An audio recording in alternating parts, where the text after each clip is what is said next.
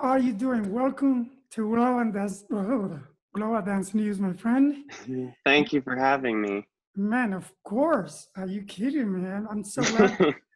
I'm so glad that you made it work, man. Yeah. Like we're going to have just have fun. Sometimes I want you to bear with my English. It's not perfect. Oh, Um, yeah, no worries at all. so the $100 million question. How are you doing with all this COVID-19 thing? I'm doing the best that I can. I think this has been kind of a curveball for everybody. We're all just kind of figuring out what we need to do, and I think sometimes taking things day by day for dancers is hard, especially because we don't really know when that next thing is going to be. But trying to make the most of it, stay sane, stay healthy, and just be So as careful as possible. the first time I met you, you were very young. Hmm. You're basically a kid. I went to dance with Ashley, and Yes. you were doing the Nutcracker. I was doing snow pad, no pad, snow pads. And all of a sudden I'm sitting, oh wow, look at the boy. And then you start doing pirouette, and I go, all right, I'm gonna go to my dressing room and see what am I gonna do after that, man. That was very, very, very amazing. Speaking Oh, of thank being you. young, man, you were so talented, so young. Do you feel you had to wait longer for the roles you want to dance? Not because you were bad, but because you were young. That's a good question. I think maybe when I was younger, I did feel that way because when I was young, like I started dancing really young Mhm. and was given a lot of like opportunities at a young age and did really well in like competitions and stuff. And I think when you go through that, you want to continue that trajectory and you want to, keep going, keep going. I also joined a company very young. I was 17 when I first joined Houston Ballet, and that's pretty young to be joining like a professional company and to like have a job. And I think it was a good lesson for me to learn that like just because I had this really fast-paced trajectory as a student and I did well in competitions, um, it doesn't mean that I am necessarily mature enough to handle those big roles quite yet. I think Uh, at the time I really wanted to do that because I was like, I want to do all the big roles just because I had this like kind of checklist. But looking back now that I'm older, I think doing some of the roles that I've now done, as now that I'm a little bit older, I think doing them any younger would have been really challenging and emotionally and artistically, and just the amount of maturity that might have been needed for those roles. I'm not sure if I would have had that at like 18 or 19 yet. So I needed those like few years of guidance and maturing to kind of shape me to be ready for those. Um, so yeah, I don't know if that like directly answers your question, but I ab- think ab- absolutely, absolutely, yeah. Because I kind of like look back and I'm like very grateful and kind of like, okay, this happened for a reason, because just this past fall, um, I did the role of Albrecht for the first time, which Giselle was actually only my like second full length ballet besides Coppelia, and then Nutcracker as well. But to kind of go from doing a ballet like Coppelia to Giselle, where Albrecht is this extremely mature and emotional character, I think that I was very glad that I didn't get pushed into a role like that too early on, because I had the experience of watching other dancers do it and watching other people who are very artistically mature and expressive. I think I needed to see some of that because part of me wonders if I had been given these opportunities earlier, if I would have just been like really confident and like, oh, I've done it. And like, I think I'm always going to want to grow, but Mhm. I'm glad that I had the time to like see it and then figure out like, and even live my life outside of ballet and experience things on my own and just like grow as a person, I think has helped me become a better artist on stage. Wow. Now, what ballet do you say I would rather ever dance again? That's a good question. Um, I'm not sure because You don't I want to tried to offend the go in, choreographer, right? right. Well, yeah, I don't want to offend anybody. And I also I can't think of anything. Once you admitted that you were not always working the smartest way, Hmm. and I know you already talked about this in another place, but why? My body just like kind of told me.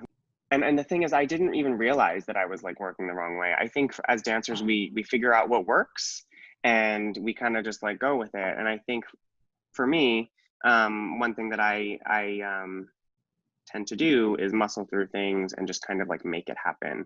And it might not be the most, what's the word? It might not be like the best way to do it. It might not be the most effective way to do it.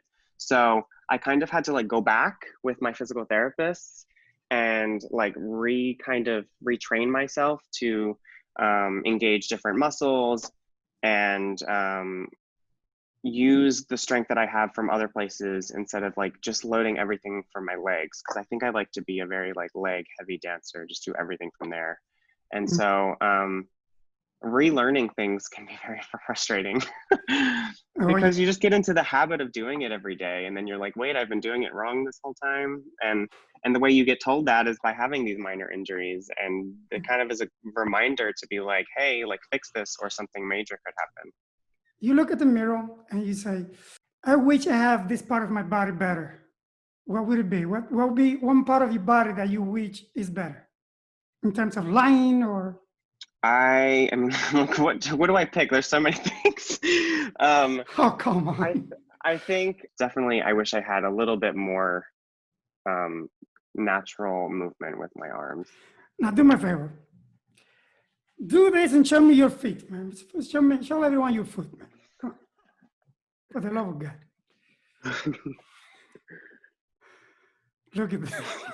Jesus. Hey, honestly, that's another thing that gives me issues though. The flexibility is great, but like the stability can be a challenge. Really? Wow. Yeah, Who would I've know? sprained I've sprained my ankles quite a bit. That actually used to be like my biggest problem spot. Just because they do have flexibility, but they tend to go like over a lot. You have won several competitions, gold, Grand Prix, and everything. And everyone that I interview that I know has been successful, I had to ask this question: is competition important?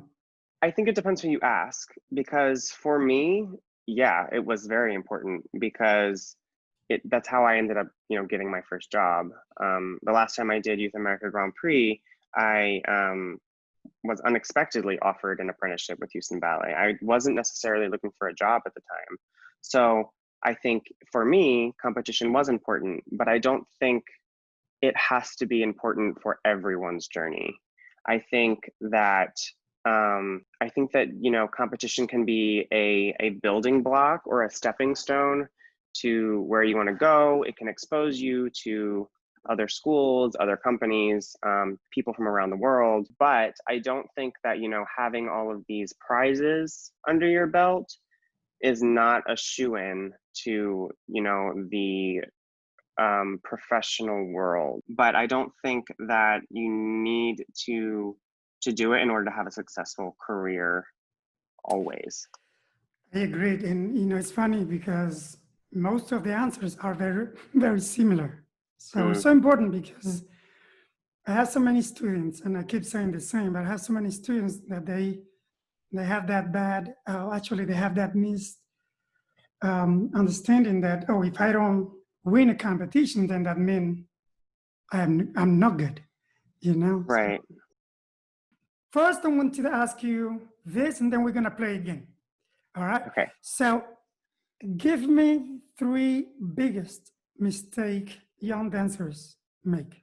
Is thinking that, oh, I've made it. This is it. This is the end, and I'm going to continue to, and I'm just gonna stop focusing on my technique. I'll eventually get to where I want to go. And I think some dancers think that like going into a company is the end goal, and it's not. You have actually a lot of work to do on yourself, and you get it. It goes into your own hands. You have to take control of, working on your technique for yourself. You don't have teachers at the front of the room being on you so much all the time. It's more, let's warm up and then get to rehearsals. So I think young dancers get a little bit like, oh, I'm here and I did it and I can stop working hard. But it actually, that work ethic that, we learned so young from being dancers, from that discipline, we have to kind of stick to it and keep it in mind for ourselves. So that's one. I think another thing that young dancers, a big mistake that young dancers, and we briefly talked about this, is that they don't realize how important artistry is.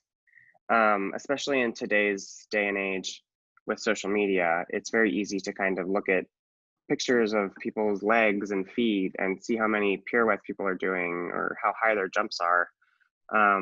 But at the beginning and end of every show, the majority of the audience is going to be looking for relatability and a story and feeling to get out of the show.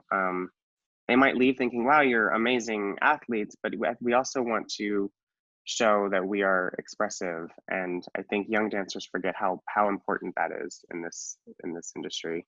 And this is not I don't know if I want to call it a mistake, but I think people, when you're young dancers, forget how important their mental health is. And I think young dancers go into a company and kind of want to do, they put their mental health like on the back burner, and that's not okay, because and I think that's maybe a dance culture thing sometimes that I think we need to change, because I think dancers are expected to do so much, and we forget that we're all human, and there are things besides ballet that people have to worry about and that people go through.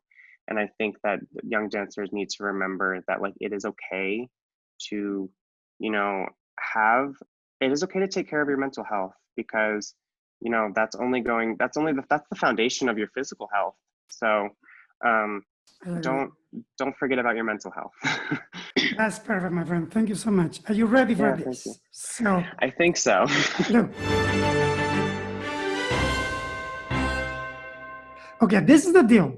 Okay, I'm going to tell you two things. You only have one choice. Okay. Okay. So let's see how it goes. Don't worry. Okay. All right. Are you ready? Well, let's go. 3, 2, 1. Petit allegro or gran allegro? Petit allegro. Ballet, classical ballet or contemporary? Contemporary. Mountains or oceans? Mountains. White ties or black?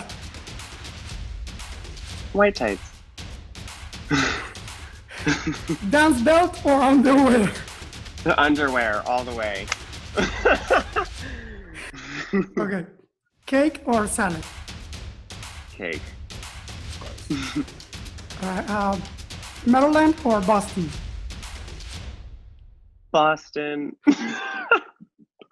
They have to be Boston. That's good, my friend. That's it. That's a little bit the game. This was fun. Thank you so much again, and I hope we can do it again. Yes. Thank you so much. And thank you. Good to see you. Please be safe, my friend. Okay, be safe out there. Yes. Thank you so much for having me. I really appreciate it. You too.